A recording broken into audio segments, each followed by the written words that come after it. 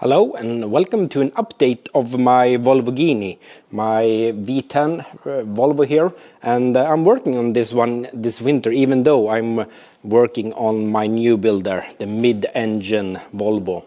And in this video I'm gonna do a bit of work on the suspension. I started in the last one with installing new dampers, coilovers, BC ones, and I'm gonna install these brakes, Brembo ones, that I got some comments that this is the same brakes that is on McLaren F1.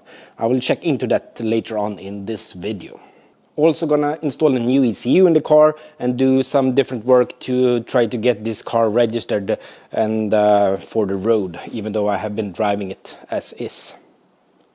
Yeah, it's finally time for some new brakes on the Volvo here. This is the original one that was on the car, has been for many years. It has been working, but I've not been doing some, mostly drifting when I have been on the tracks, so it has been working good.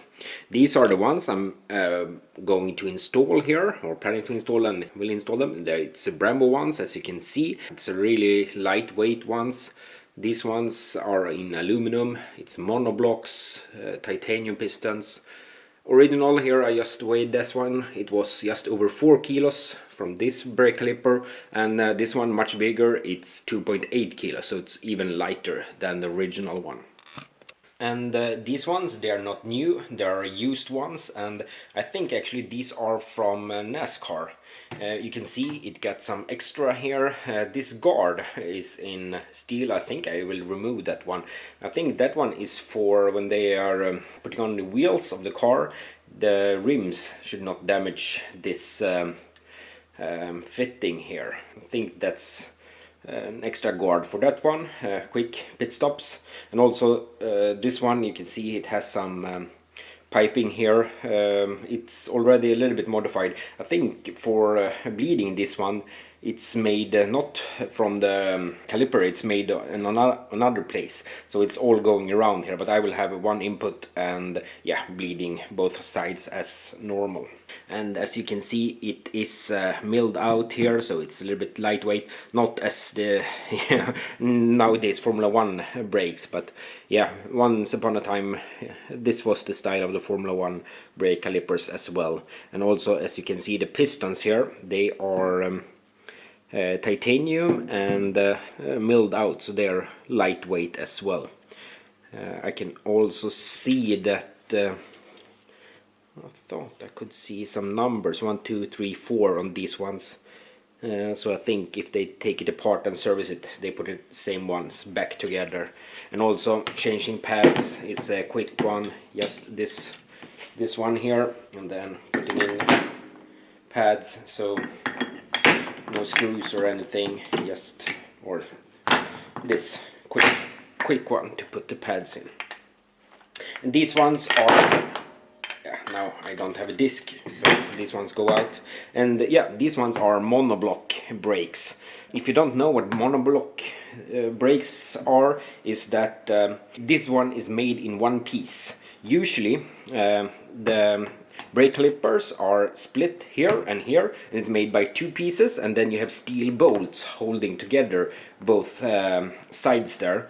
But it will be stronger and more lightweight when it's made in one piece. One thing is that boring out for the pistons, it's, I believe, very difficult. I want to see what kind of machine they're using to make monoblock calipers, because it's not possible to bore from in here, so they need to have something 90 degrees to go in there. Also, these ones had some adapter on here from the beginning there, but it do not fit the Volvo, so I did some in 3D plastic ones, tested out.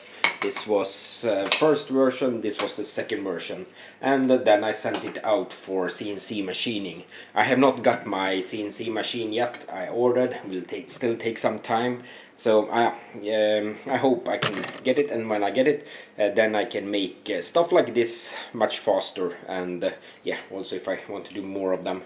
They are fitting to the brake, putting in the studs there, so fits good over here. So I will test it on the car here and see if it fits there as well, and if I have been thinking correctly. So yeah, still a bit to do. Steel braided line I think will go into here as well. Will be nice. Maybe put some red paint here on the Brembo logo there. So, and I think that's how they usually are. As I told you, not yet got the CNC, but I have bought some equipment, some vices here for the CNC. I'm putting the brakes here, and I will put a little touch-up paint here in the Brembo. Usually it's red in there. I could not open a brand new caliper paint for just that small text, so I had one that was already open with that was orange. So yeah, that will do.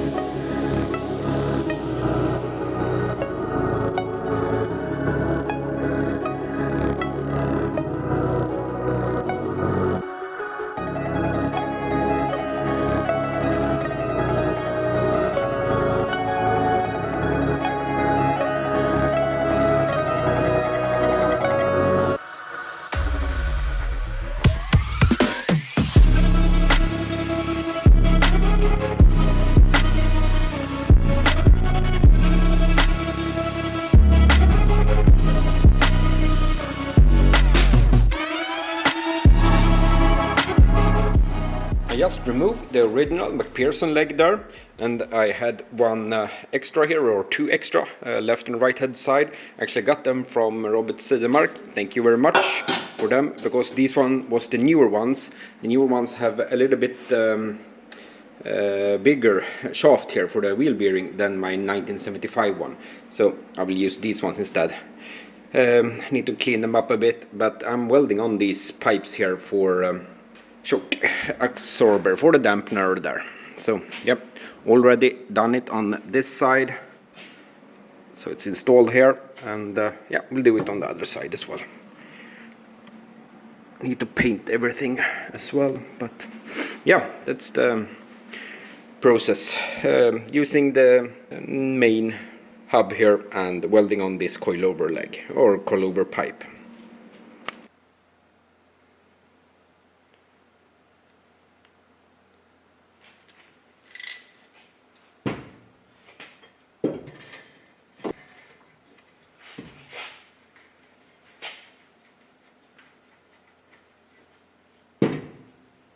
And the wheel hubs here, I'm putting out in new bearings and new studs here. I'm changing actually from half-inch on the Volvo 240s. I'm putting in millimeters, so I think it's M12 1.5. So pressing in new ones here, and I also had to make these ones a bit shorter because I had to run a very thin bolt-on spacer, because the disc belts I got was a bit too thin, or offset was a little bit too little. So yep, pressing in some brand new ones will be fresh.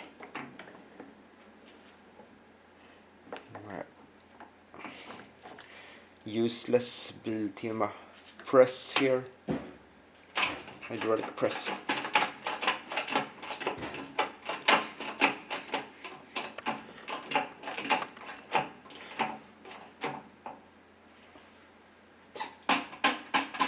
The discs that I will use here, they are ventilated and slotted ones from Bakaxeldelar here in Sweden. It was some kind of prototype bells here, multiple holes here in this one, so it fit, and correct center hole here. These ones did not really fit, but yeah, because it was some prototype, so I'm grinding them down a little bit and putting them in. Looks a little bit strange, but yeah, I guess this is how it's supposed to look like. And this is not floating, they're a little bit too short, so yeah, maybe should use floating discs for 330, but I will try this. These are some brakes that I'm going to install in the rear of the car, and here you can see the steel bolts. This one is not a monoblock, these are made of 2 pieces, even though these are really nice ones, I think, as well, a bit smaller. So this one I will install in the back of the car, and it's the Alcon brand on these ones. And these Brambos, they are not from McLaren F1, but I think they're from the same series. I found some pictures of the ones on the McLaren F1, and they look very much alike. Do not have this fast, quick change of pads, have mounting here, but otherwise they're looking really much the same. So yeah, a little bit cool to have such exotic pieces on the old Volvo. Alright, I just got an ECU for the car again, so I can bring this engine back to life, and it's the Motec one. Of course, some stickers. The best thing when you buy car parts is the stickers. And yeah, here's the box. It's a magnesium one, very lightweight, and the same as I had before. The reason I used the Motec one, it's because when I was in my Lamborghini turbocharging that one and wanted to change the ECU, it's one of the few ECUs that could handle V10 and dual throttle bodies, 4 variable camshafts, and yeah, not many ECUs could handle that, so that's the reason. I like the Motec a lot.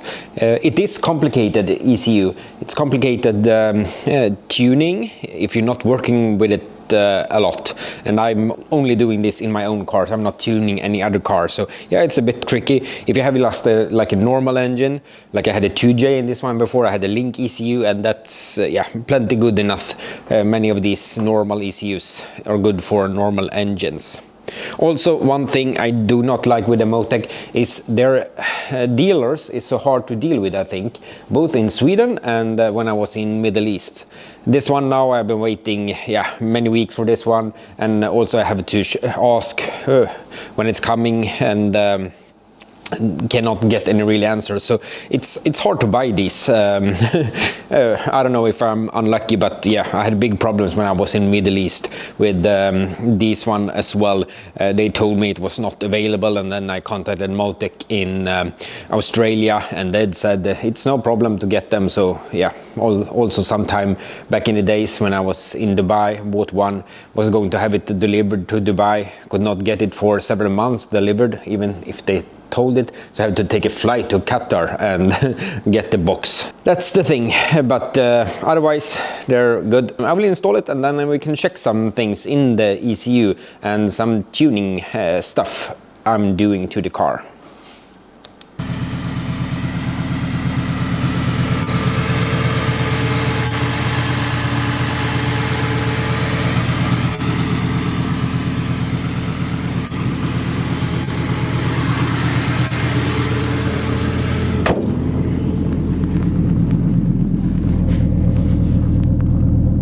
I took a test spin here out in the snow, and it was very slippery without the winter tires. And also one strange thing is that yeah, now when I in this ECU I have a little bit more simple firmware in this one. I have the GPR, General Purpose Racing firmware. In the other one I had in before, that was from my Lamborghini, I have the GPRP, so the paddle shift one. And this one is also a much newer one that has some other changes as well. But it was very hard to drive, and the pedal translation, it was 0 when you had 0, but all other values was 100%. So it was a little touch of the pedal, and it was 100% throttle. That is things that can happen when you change tune with different firmware. Otherwise, I have not tuned this one on a dyno. Never this car actually. I've never been tuned on a dyno. With my 2J I had in the car, I always tuned it on the street. But I think I will take it to a dyno someday here and optimize this engine, because it's a natural aspirated engine. It's not easy to tune it on the street and get everything out of it. You need to see really what's happening with ignition and fuel. I think a lot of ignition tables you need to see when giving more ignition if it's getting more power or not.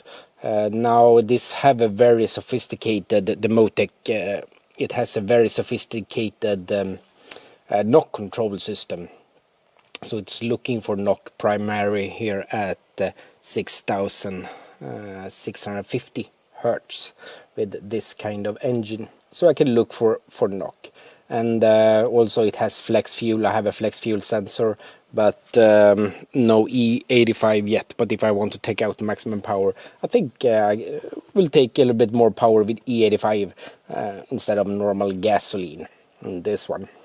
And also, I have always done all of the tuning myself since my first Volvo 242 when I was 18 years old. Yeah, many years ago now.